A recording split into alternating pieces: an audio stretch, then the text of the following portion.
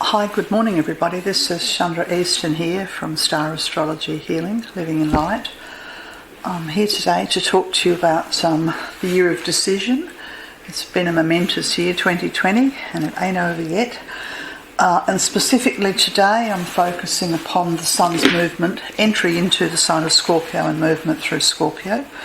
Profound apologies for being about a month late in this talk. I've had a lot going on. That'd be the understatement of the year. Anyway, so this talk focuses from the 23rd of October through the 22nd of November, so pretty well you're going to use it retrospectively.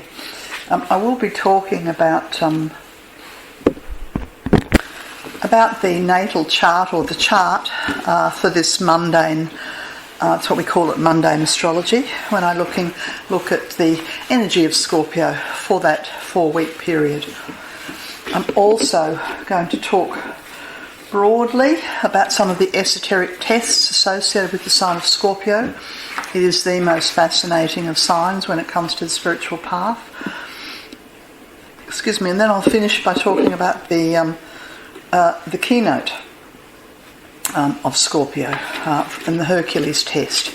Okay, so let's commence with the chart. You'll notice I have the chart here. Hopefully you can see it now. And the first thing that one's eye is drawn to is the stellium in Capricorn. This is Jupiter, Pluto, Moon, Saturn, and Capricorn rising. I've cast this chart for Canberra. Of course, it would be different in whatever country you're listening to, or different if you're in Australia but in a slightly different city. Okay, so a Capricorn stellium in the chart will get our attention because we kind of need to take responsibility, grow up, mature, see things as they really are, let go of what it is that's outgrown in our lives, recycle aspects of our own identity that are not in keeping with who we are now or where we're headed.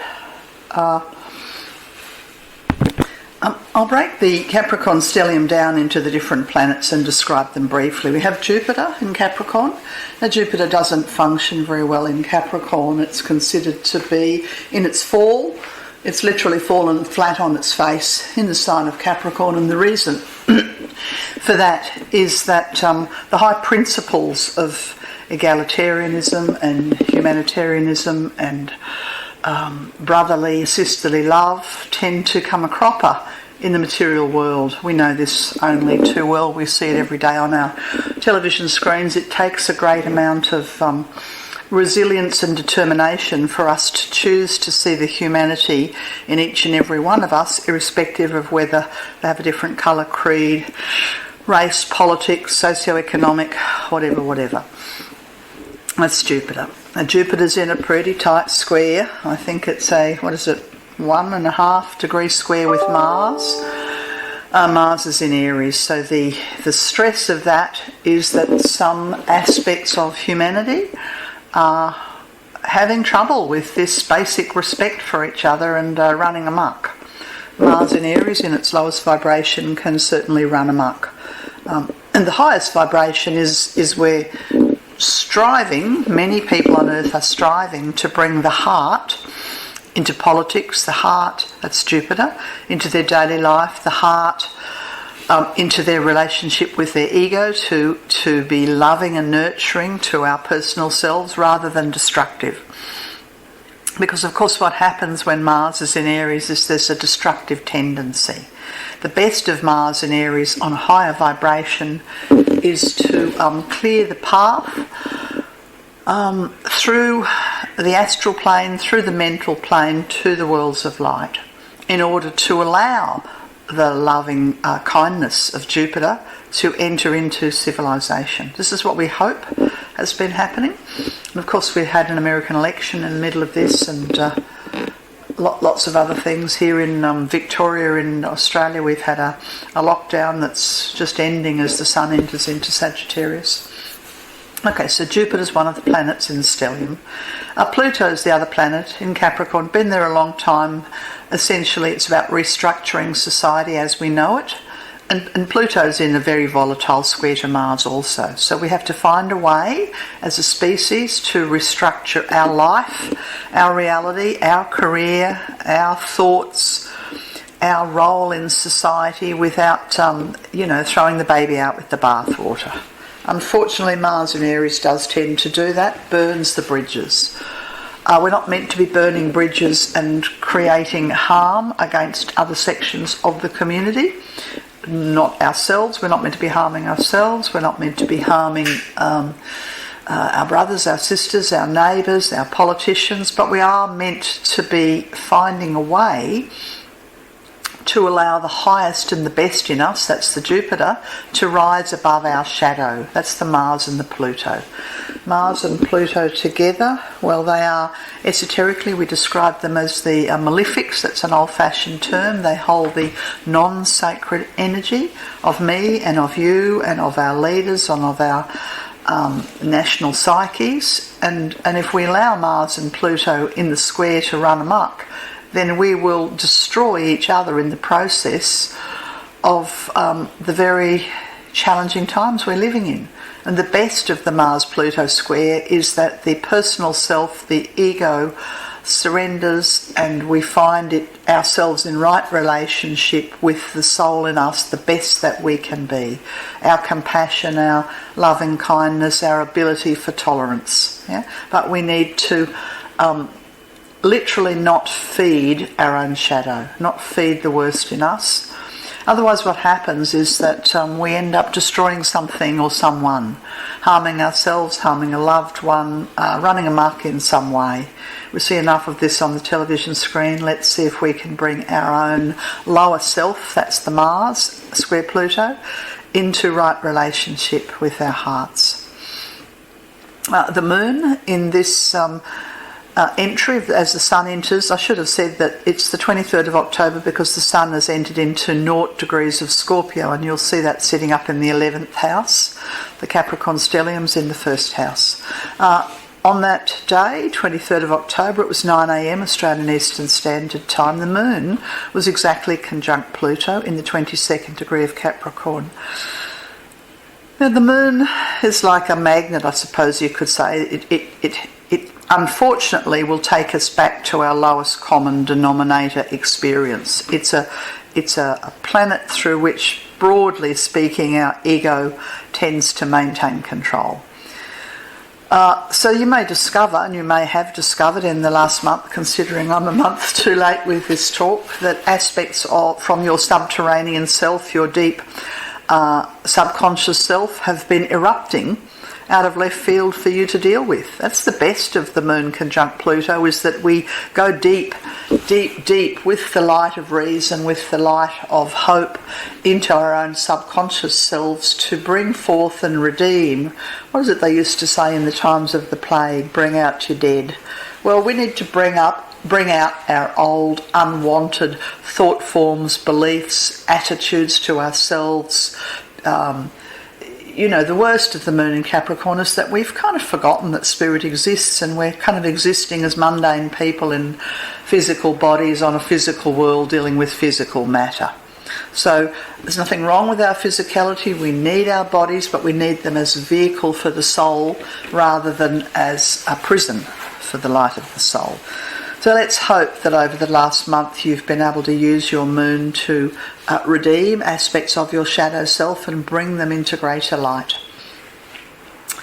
Okay, and the final planet in the stellium is Saturn in Capricorn. And Saturn is described as the Lord of Capricorn. It rules Capricorn both in its non-sacred and its sacred expression.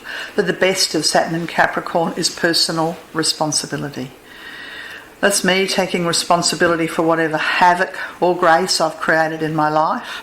That's nations taking responsibility for their own past. Think of the Indigenous issue and our First Nations people and the need to have a treaty and to say sorry.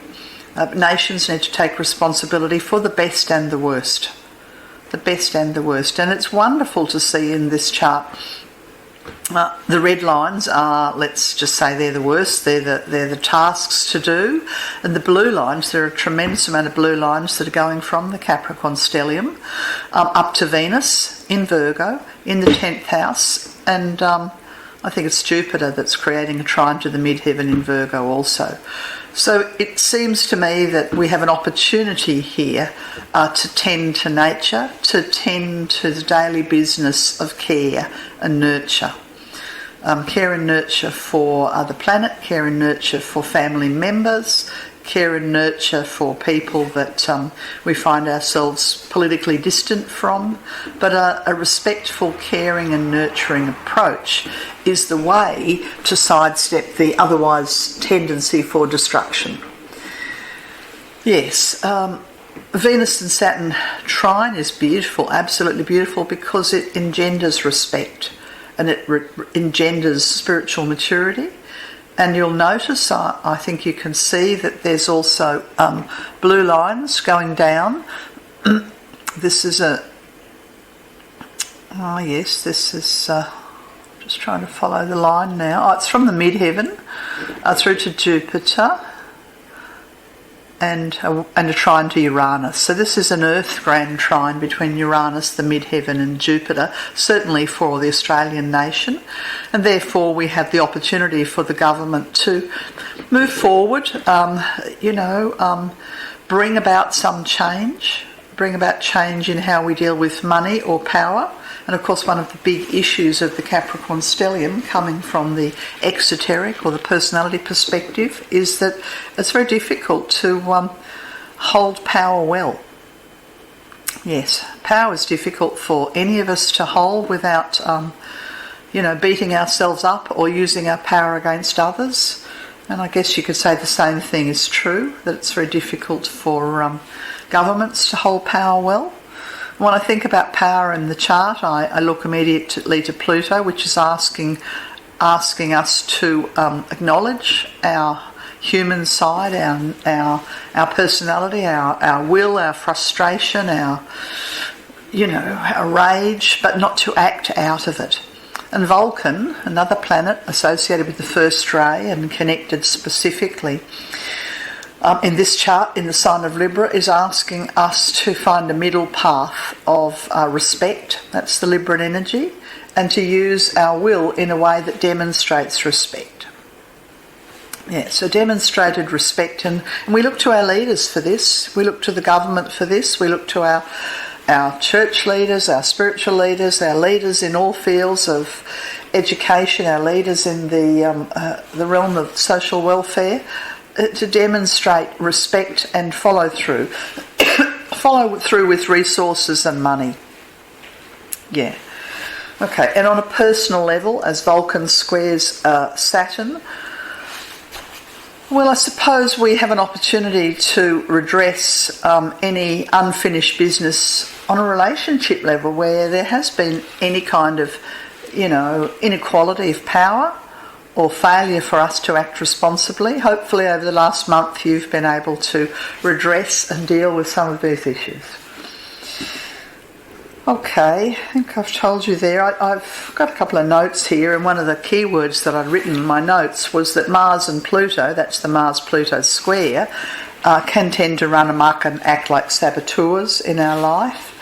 And we have to learn to harness the personal will, the little will, and to bring it into right relationship with the higher will. And if for individuals who are able to do that, that represents integration and the beginning of a right relationship between the personality and the soul. And for those who are unable to do that, they look to the governments, in my opinion, to make the rules that we should follow, to lead us. And they hand over that authority, they hand over the Saturn to the governments. And then I suppose it comes down to how well or how effectively those governments who we've put in charge are able to have integrity and balance and respect and a right relationship between the spiritual worlds and the material worlds. Yes, and it's rare. I think that's my view, is that it's rare to find enlightened government. So if you live in a country where there is enlightened government, well, there's some very good karma there and grace that you have. Yes. The other thing that can happen when there's an Earth grand trine, as we have with the Virgo midheaven and Jupiter and Uranus, is that we have conservatism kind of gets a little bit entrenched.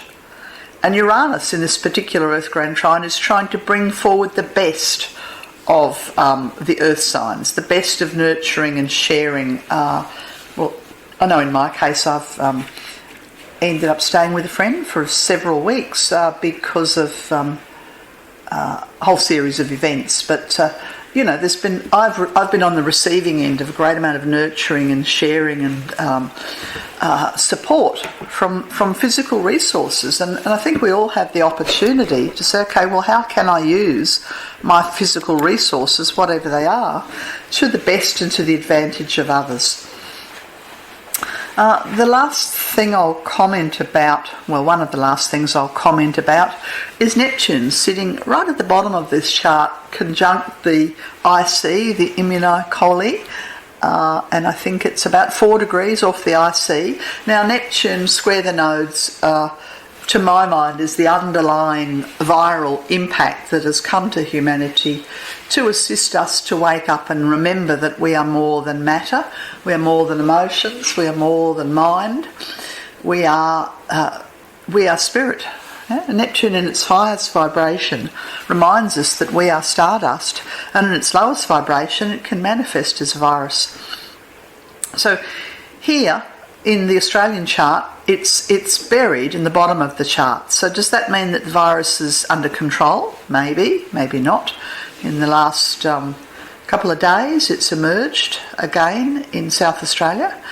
But I guess the deeper question is, what have we learnt from 2020 of the virus and the pandemic and the shutdown and the time alone to think about things? Have we learnt to bring spirit forward in our lives, or will it remain buried as it is in this chart? I sincerely hope that the spiritual aspect of your identity, of your relationships, of how you work with money, how you are with family members is evident and alive and well in your life. Another point that I wanted to talk about here is I'm always very interested in the nodal axis, and you'll see the nodal axis in this chart. It goes from the 12th house across to the 6th house, from the sign of Sagittarius across to the sign of Gemini, and the nodal axis is like a bright flashing neon arrow in the heavens that points and shows us where to go, and it's pointing all of humanity towards the sign of Gemini, and Gemini is associated with bridging the heart and the mind, bringing the mind, which is primarily a tool for the ego, into right relationship with your higher self, your best self, and doing this and it's impossible to do this if we leave spirit, that's Neptune, out of the equation. And I've always loved the Sabian symbols, and so I'm going to read you the Sabian symbols for the South Node, the point where we've come from. This symbol represents humanity's collective past experience, and the symbol is a Chinese laundry, which pictures a situation where people may not be taken seriously, expected to form in stereotypical ways because they're shut away because of their culture or language, which is often foreign, or because of racial prejudice. In a Chinese laundry, people will often work very hard with very little free time, and they have to do the dirty work for others, and they get little in return. There can be a danger here, as you may have also closed your mind to other options, opportunities and possibilities. So you have to be careful not to shut yourself away. Of course, this is quite intriguing, isn't it? Many people have been shut away, and have we been shut away because of our racial prejudices and our outsourcing of the dirty work? That's something to contemplate.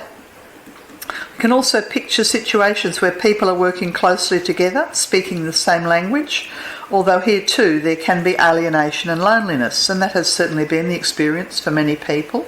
Some of the keynotes of the South Node, and I'm reading here the 22nd degree of Sagittarius, and that's because with the Sabian symbols you always use the next whole degree. So the 22nd degree of Sagittarius indicates restrictions of all kinds, laws and legislations based on social and racial equality. That's what we need. Yeah, have we got it? If not, why not? Issues of belonging. Efficient work practices. And the caution is given towards prejudice. We're not meant to inflict upon ourselves a sense of inferiority or feeling used and abused. The issues are around self-respect, sometimes money laundering, not being taken seriously or feeling trapped. So you may be able to reflect on which, if any, of those situations may have related to you in the last month. And the way forward for that period, and yes, I think the degree will change, but certainly during this Scorpio period, until the weekend, I think it is, when the sun moves into Sagittarius on Sunday, the way forward is represented by the symbol dancing couples crowd the barn in a harvest festival. What a lovely image. And this is a symbol, this is for the North Node in the 22nd degree of Gemini. And this symbol shows the need to regularly celebrate life and its bounty and harvest. When the work's done and achievements have been made, there's a sense of security and harvest in the air. Time to celebrate, gather people together, time to get back to simple, conservative levels of enjoyment. And as I read this, I remember, that dancing's been banned in many states. I know that my sister and brother-in-law are wonderful entertainers, and it's been extremely difficult for all the people that they normally bring joy to, that they've been unable to gather together and sing and to dance. So there's a sign that says go towards gathering and dancing. There's a sense of being in tune with the seasonal rhythms and taking time out to de-stress.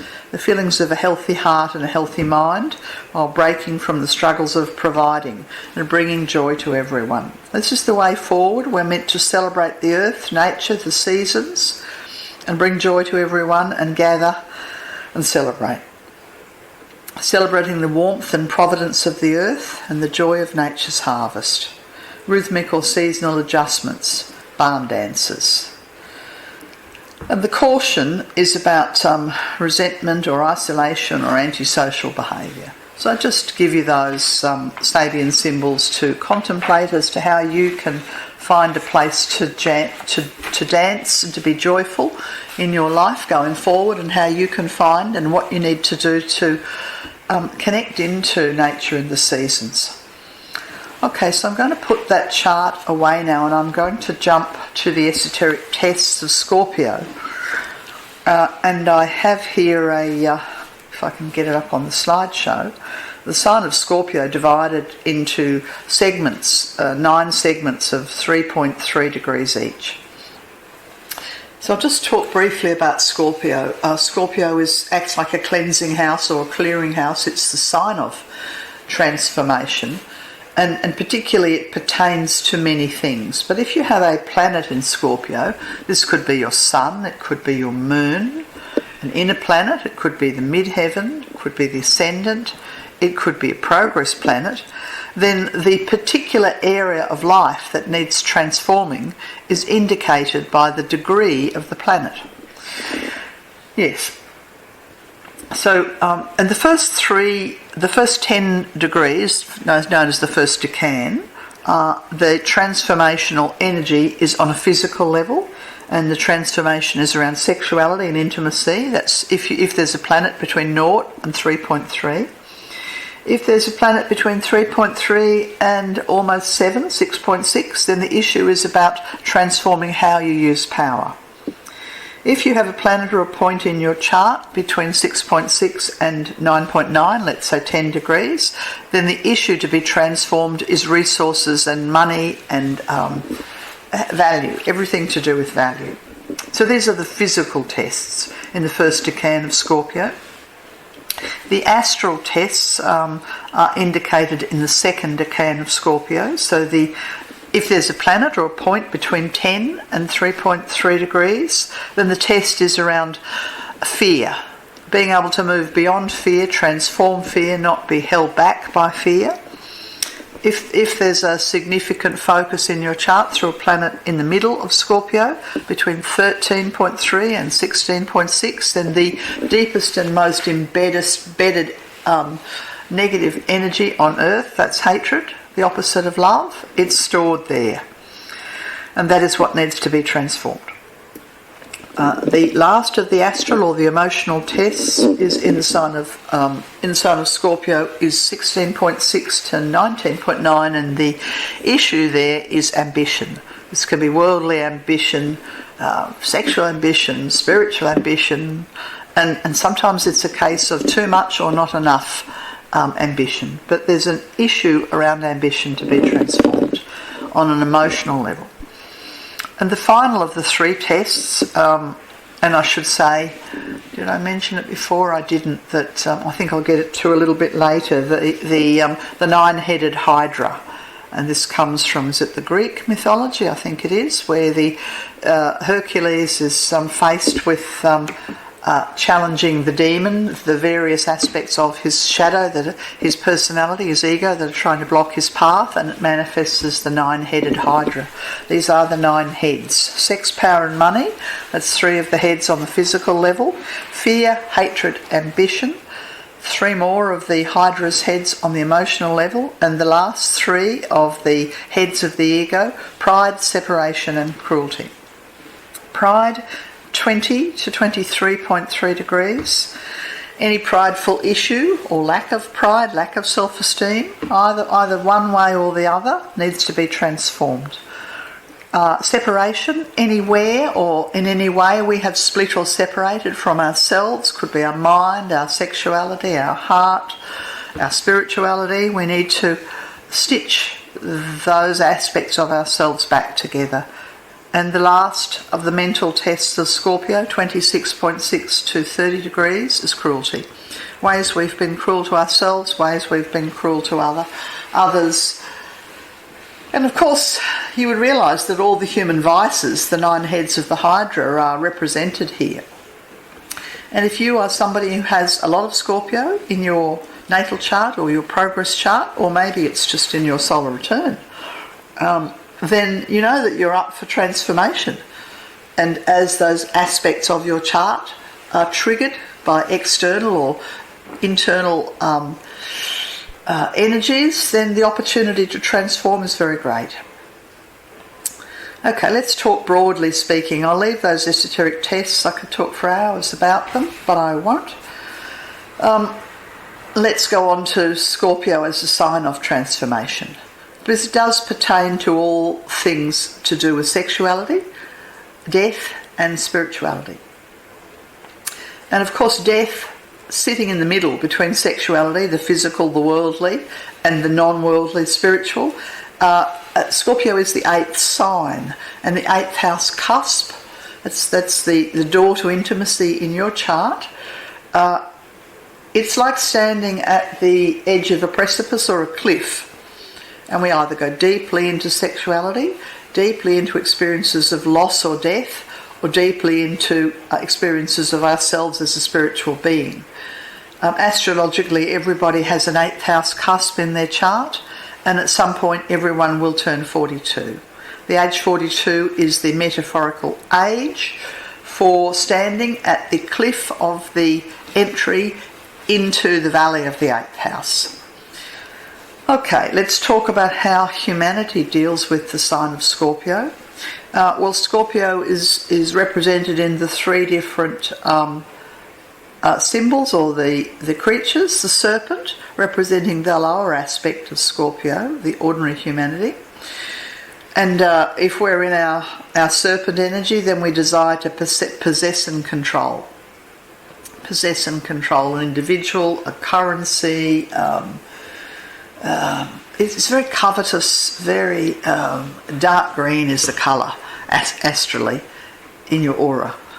And we see this when there are global issues where one nation is trying to possess or control or repress or kill another nation for territory. Yeah, I think of the Middle East there. Many, many places this occurs. The higher vibration, as we've been around the spiral, and learned a few lessons is that we graduate to the soul inhabiting the sign of Scorpio, and the symbol for this is the ego.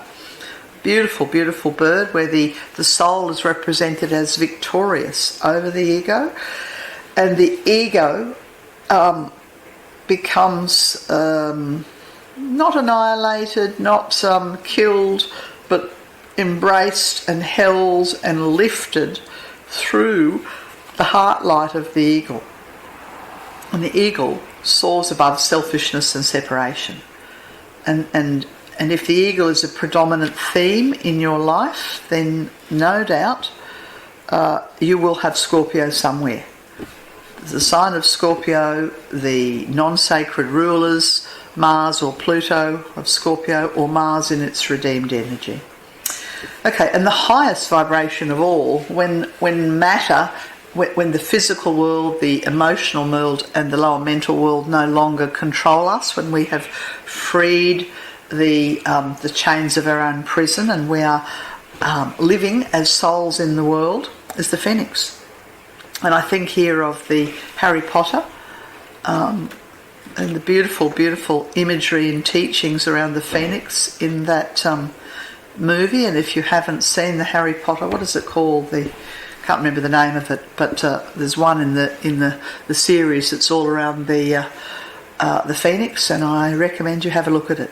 The Phoenix represents the soul's emergence from what we call the lower way and moving on to the higher way, where the healing and the cleansing and the transforming, sufficient of that has been done for the self, and then that gift is given to the world. We see this with politicians, some politicians. We see it with musicians, with an orchestra. We see it with an inspired speaker, with a mathematician, with someone, searching the bounds of space. In all areas and ways, the Phoenix can work. The inner experience of entering into the higher vibration, and of course we can't do this until we have literally neutralised those 9 heads of the Hydra: sex, power, money, fear, hatred, ambition, pride, separation, and cruelty. And then, somewhere down the track, this will be my experience and your experience. We will enter into inner peace, inner freedom. We will resonate and become joy and love. And so therefore we will find ourselves on the path of ascension, enlightenment, and eventually towards the resurrection. This will take as long as it takes, but this is the way humanity is destined to move through the 3 phases of Scorpio: the serpent, the eagle, to eventually the Phoenix. Okay, so I'm going to leave that there, and I'm going to move on now to discussing the myth of Hercules as he enters into the labour associated with Scorpio, called Labour the 8th, known as destroying the Lernian Hydra. There are many, many resources. If you search this online, you'll find lots of interesting information. And yes, Hercules did live in the Grecian times a long time ago, but the teachings are relevant to all of us. I'll just give you here the 2 keynotes for Scorpio before I start on. So there are 2 ways that we work with Scorpio. And Scorpio has that connection to Mars and Pluto, which of course is very, very strong in the chart this month as the Sun's entered into Scorpio, with Mars in Aries square Pluto in Capricorn. So these are both the rulers of the sign of Scorpio. Mars is essentially predominantly a 6th ray planet, and Pluto is a 1st ray planet. Scorpio by nature has the 4th ray, so we have passionate energy, the need to learn to handle power effectively, and the need to reconcile difference and opposites within ourselves. This is the key work of the sign of Scorpio. If we fail to do this, then the esoteric keynote for this is let Maya flourish and let deception rule. Maya being, mass confusion. We've had a lot of that, what's true, what's real, who's telling the truth, what's real. You have to find and develop discrimination. So we can see that the Maya is flourishing and deception is ruling all over the world at the moment, unfortunately for many people. Whereas the higher vibration of Scorpio, once we've cleansed some of the confusion, the discombobulating issues and moved beyond our own attachments of power, then the keynote, the way that we will do this is warrior am I, and from the battle I emerge triumphant. So this is the spiritual warrior, not the physical warrior, and the battle that's spoken of is the battle when the ego, personality, comes face to face with the soul, and there's an attempt to for the soul to overshadow and to heal and to redeem and to lift the personal self into the light. This is a battle often referred to as the battle between the dweller on the threshold. This can be any threshold. It can be the threshold that humanity stand on at the moment. We are attempting to lift all of humanity towards brother, sisterly kindness, loving kindness, tolerance and care for each other, racial equality, care for the earth. So we have the battle for the soul of humanity. I think it was Joe Biden who talked about the battle for the soul of America. We have the battle going on between your higher self and your personality for the soul control of your physical body, maybe partial control of your emotions, maybe some control of the way you think.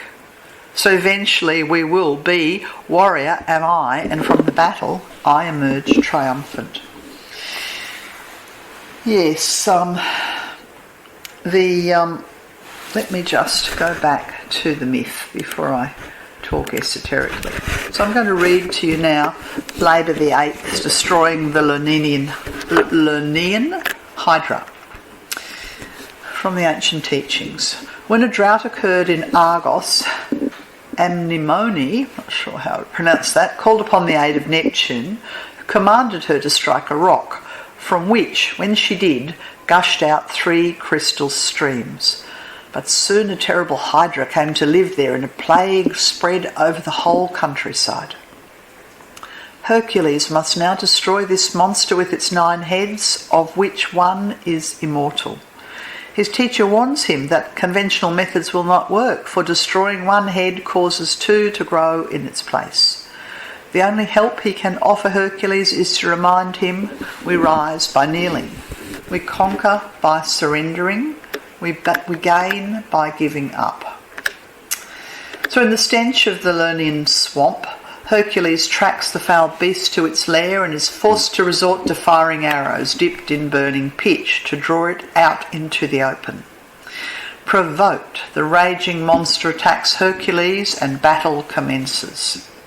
The Hydra growing stronger, not weaker, with each assault. Then, recalling his teacher's advice, Hercules throws away his weapons, drops to his knees and raises the Hydra aloft. In the pure air and sunlight, the monster loses its power and its 9 heads drop lifeless. Then Hercules is able to perceive the mystic head that is immortal. He cuts it off and buries it, still fiercely hissing beneath a rock. So yes, this is a wonderful ancient analogy of how we have to deal with the 9 tests, the 9 heads. And I'll just read that beautiful phrase again that the teacher offered to Hercules. We rise by kneeling. We conquer by surrendering. Gain by giving up. What's that phrase? Let go and let God. Huh? This is easy to say, hard to do for all of us. We don't like to let go and let God. We like to be in control. We would prefer to rise, but in fact we will rise when we kneel, when we find humility and we kneel before the light of compassion, when we surrender our mind, our ego, our points of views, our personal will to the greater heart. We conquer by surrendering, not conquering other people, but by recognising that on our own, my personal self, my personal will, my opinions, it's just that. It's just little me. And that when I surrender to the greater, then I invite the energy of the eagle and the phoenix into my life, and we gain by giving up. The more we try and control and hold on and maintain power, the more the Hydra attacks and grows in strength. These are the tests for every major expansion of consciousness. For an individual, for a nation, for those approaching the path proper, that's known as the first initiation. And as we approach the path, as the soul approaches the path proper, the wheel is reversed from anti-clockwise to clockwise. Many, many signs intersect. This is a huge teaching about the path proper and the role of Scorpio. Can't really go into it. Let's suffice it to say that Scorpio represents this sort of burning test, the burning ground, the surrender of letting go of the will, where we need to demonstrate our allegiance to the light. This needs to occur, our willingness to be better humans, our willingness to enter into the group heart, our willingness to be silent and have our opinions, keep our opinions sometimes to ourselves and find a point of commonality and heart connection. How do we know when we're making a difference and we're slowly inching our way forward to this? Well, I've just got a couple of words here that define discipleship. Persistence, that's one of them. Persist and persist and persist. Dedication. How can we help others? By forgetting about ourselves and dedicating our life, our energy, our tasks, our generosity to someone else, a higher cause, a higher purpose, something that speaks to us, that benefits the whole. And a dedication or a tenaciousness to spirit, to the inner, quiet, holy place within you, within me, a dedication and a tenaciousness to remain within that heart energy, the heart of all hearts, who is the Lord Maitreya. Through suffering, through tests and trials, we demonstrate our ability to be relied upon. You know, there are tests associated with Scorpio. Can we walk our talk? I've spoken a lot. I think it's time I stopped. I'm just going to read you a poem. I think I wrote this in the 1980s, and I entitled it Ode to Scorpio. I have Saturn, the planet associated with karma and the redemption of karma, in Scorpio, and I guess I would say I've learned a little about the sign of Scorpio by having this wonderful placement of Saturn in Scorpio. So I give you now this beautiful poem, Ode to Scorpio. Transcend, lift up your eyes. Offer forth your sacrifice upon the altar of the wise. Bend the head, bow the knee, find the true place. Renounce all, free the self, let the heart's love embrace. Free the prison, break the chains, redeem the little self. Fly like the eagle, become the glorious oneself.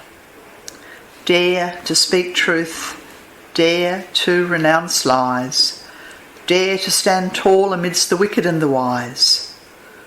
Speak only holiness, seal the lips to all else. Speak ill of none, lest the shadow enfold the one self. Pursue the path at all costs, never give up, never look back. Climb the mountain, seek the heights, through the shadows with all might. Run the good race, seek e'er the cause, hold the light high for one and for all. Beautiful. Okay, that's all I've got to say. It's been lovely to connect with you around this profound teaching of the sign of Scorpio.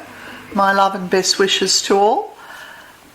And we shall be in touch. And of course, if you don't know Chandra and you would like to connect for some personal work, you can look at my website, starastrologyhealing.com, Living in Light, where I work as an ascension healer and an esoteric astrologer. Okay, that's all for now. Bye.